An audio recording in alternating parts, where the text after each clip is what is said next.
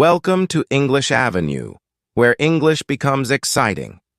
Today, we start the thrilling journey of one of history's most controversial figures, Adolf Hitler. Love him or hate him, his story is filled with dreams, failures, ambition, and power. From a small boy with big dreams to a man who changed the world forever, this is the story of Adolf Hitler like you've never heard before. Are you ready? Grab your headphones, sit back, and let's dive into this incredible tale that will improve your English and keep you hooked till the end. It all started on April 20th, 1889, in a small town called Braunau am Inn in Austria. A baby boy was born to Alois and Clara Hitler. They named him Adolf. No one knew this little boy would grow up to shake the world. As a child, Adolf wasn't special. He loved playing outside, drawing pictures, and imagining a big future. But life wasn't perfect. His father, Alois, was very strict. Alois wanted Adolf to study hard and get a government job just like him. But Adolf had a different dream. "I want to be an artist," he would tell his mother. Clara, his mother, loved him deeply and supported his dream. But she couldn't change Alois's mind. Adolf's childhood was full of fights with his father.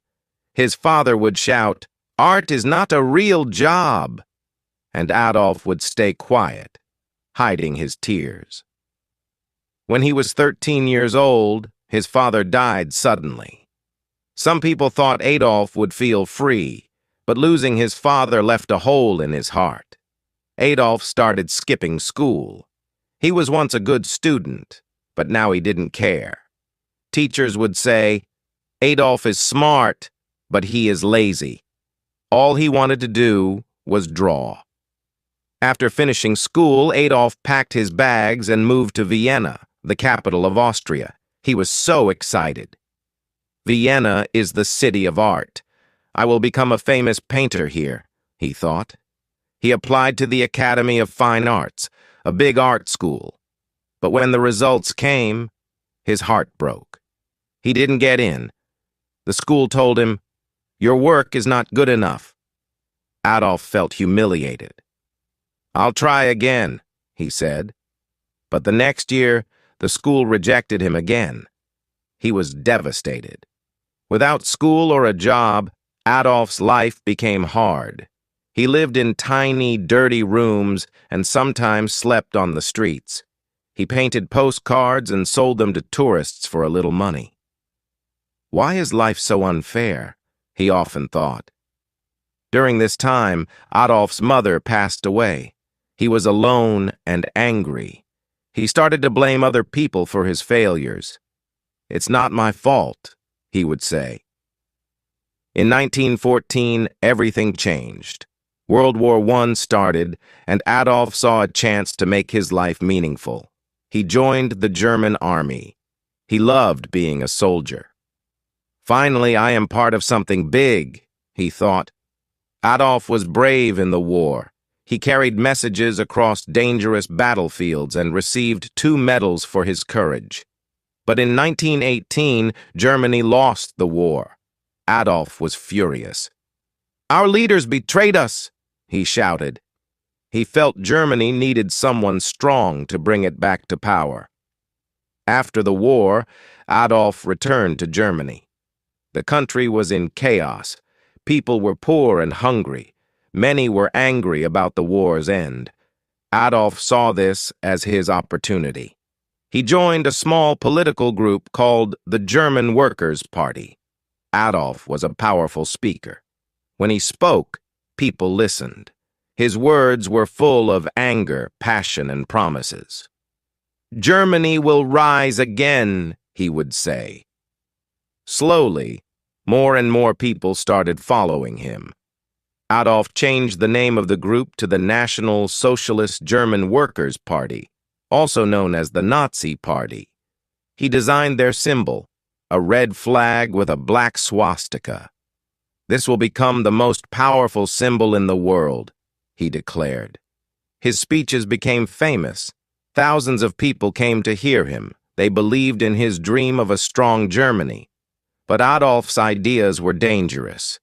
He blamed certain groups of people for Germany's problems and wanted to make Germany only for Germans. After World War I, Germany was in big trouble. People had no jobs. Food was expensive, and many families were hungry. The country had to pay a lot of money to other nations because they lost the war. Germans were angry and sad. Adolf Hitler saw this pain.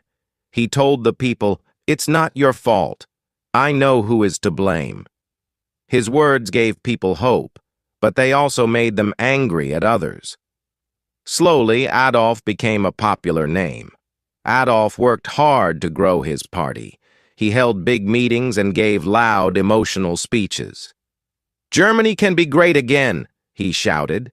People clapped and cheered. They believed in his dream. In 1923, Adolf tried to take control of the German government by force. This was called the Beer Hall Putsch, but it failed. Adolf was arrested and sent to jail for 9 months. While in jail, Adolf wrote a book called Mein Kampf, which means My Struggle. In this book, he wrote about his ideas.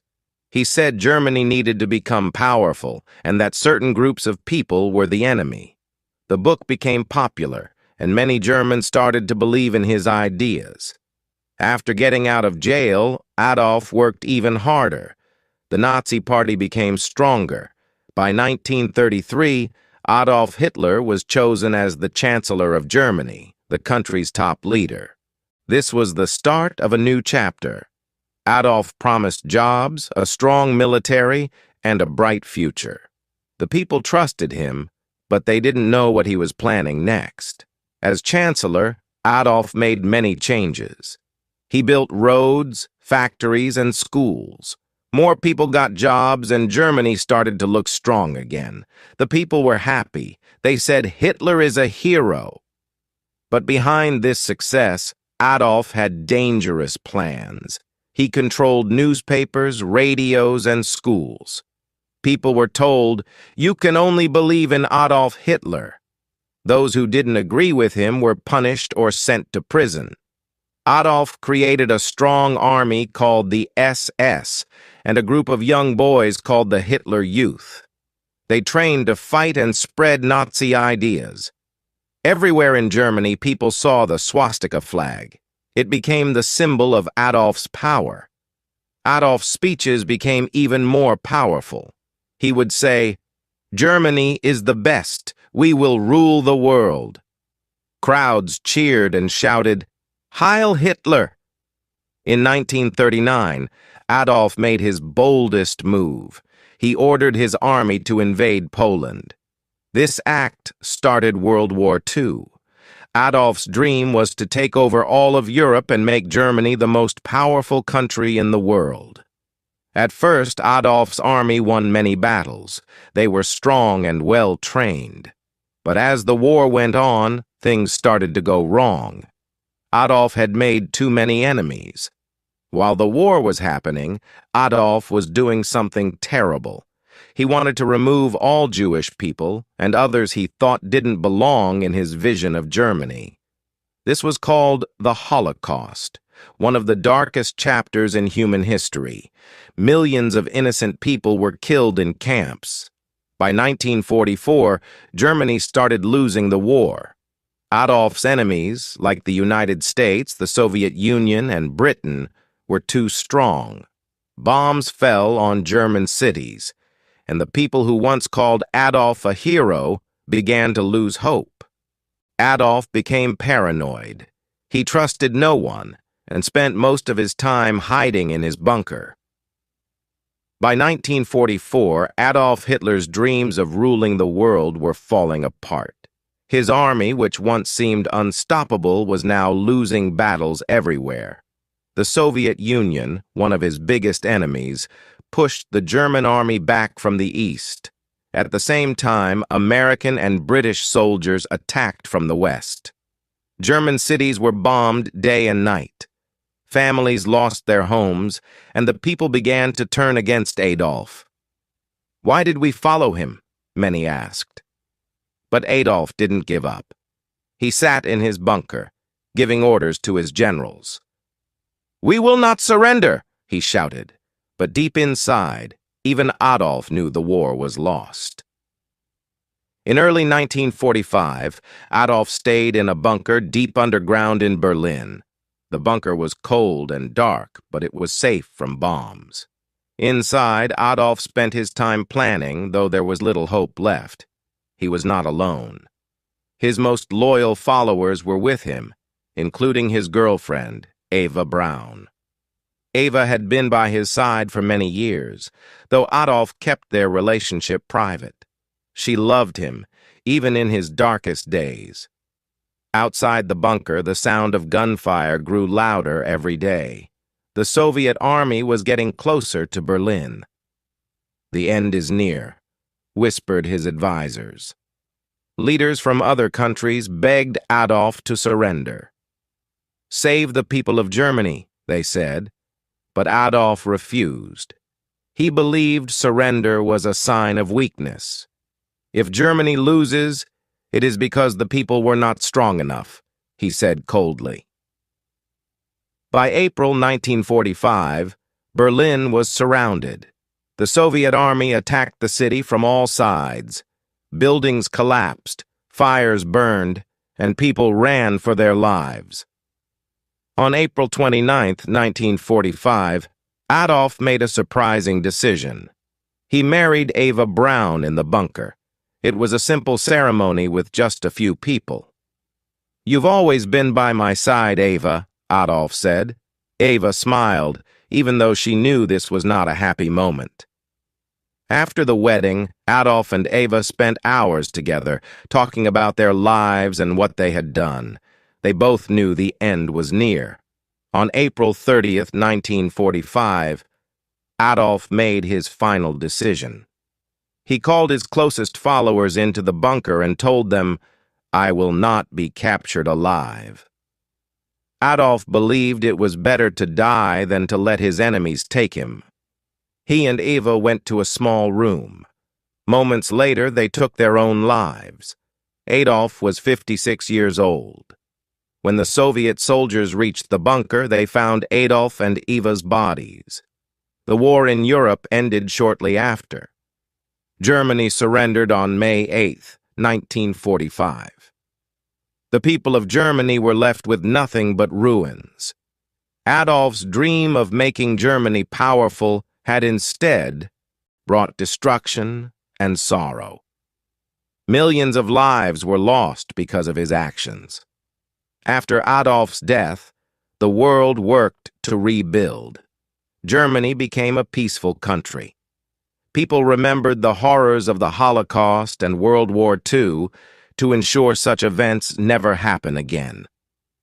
Today, Adolf Hitler's name is a reminder of the dangers of hatred, unchecked ambition, and misuse of power. Finally, his story teaches us, every decision we make shapes our future. Adolf's choices led to pain and loss, not just for him, but for millions of others. This reminds us that every action, no matter how small, matters. We must choose wisely and always think about the impact our decisions have on others, and importance of compassion and unity. Hate and division only tear people apart. The world is a much better place when we come together, respect each other, and work towards peace. Life is too short for anger and judgment. By being kind and understanding, we can create a future filled with hope, not regret. So remember, choose love over hate, humility over pride, and unity over division. These simple lessons can make our world a better place. This was the story of Adolf Hitler, a man whose life changed the world forever. It's a story of dreams, power, and the mistakes that led to tragedy. Remember, history is not just about the past. It teaches us how to build a better future. Thank you for listening, and don't forget to like, share, and subscribe to English Avenue. for more exciting stories that help you learn English while exploring history. See you in the next story.